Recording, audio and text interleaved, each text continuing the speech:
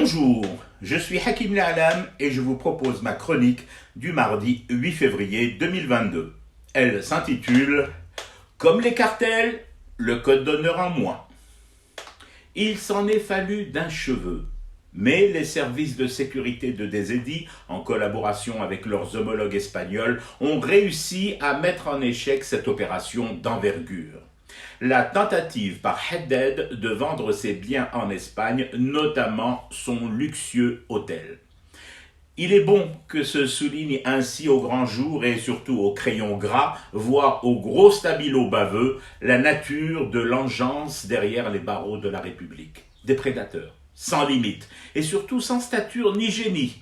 Hier encore, fuyant à bord d'une voiture avec chauffeur, la tête zama couverte par une casquette d'adolescent et tentant de s'exfiltrer vers la Tunisie, avant de se voir accompagné d'Ardar à Alger.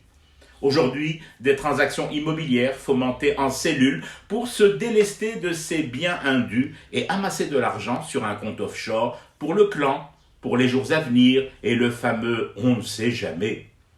Le cartel de Medellín dans toute sa non-splendeur. Escobar dirigeant ses affaires de sa cellule de luxe, traçant les zones d'influence, déterminant l'organigramme de son état-major, les grades et missions de ses lieutenants et organisant de sa détention le commerce international de la dope. Tout comme, tout pareil? Non. La classe en moins, le code d'honneur en moins, le courage en beaucoup moins pour ne pas dire pas du tout. Pablo a fini sur un toit d'immeuble le 2 décembre 1993 dans Medellín, sa ville d'adoption, faisant face aux forces de l'ordre. Pablo Cito de notre Douar, lorsqu'il échoue à tromper la police des frontières avec la Tunisie, se reconvertit en agent immobilier, Smasri de série B. Pendant ce temps-là, des centaines de travailleurs de ces anciennes entreprises vivaient le calvaire quotidien, ne sachant pas comment nourrir leur famille, avant que l'État ne reprenne ses boîtes bâties sur et avec la haram et en assure enfin la gestion, donc les émoluments des travailleuses et travailleurs. Là, tu te dis, minable, c'est limite un métier, une profession, sans foi ni loi jusqu'à sa neutralisation.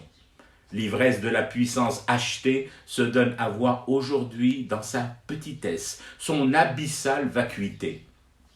Haddad qui tente de fourguer son hôtel et un kidam, arnaqueur, qui essaie de vendre une voiture accidentée au souk de Tidjilabine, c'est kiff bourrigo. Niveau souk. À cette différence près tout de même que le vendeur de voitures Mderha a acheté la sienne de Guimbarde avec son argent, alors que Alilou a acquis ses biens espagnols avec notre argent.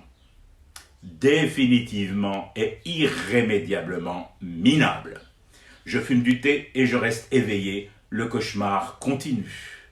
C'était Hakim La'alam, je vous retrouve demain pour une autre chronique et une autre façon de dire son amour à l'Algérie.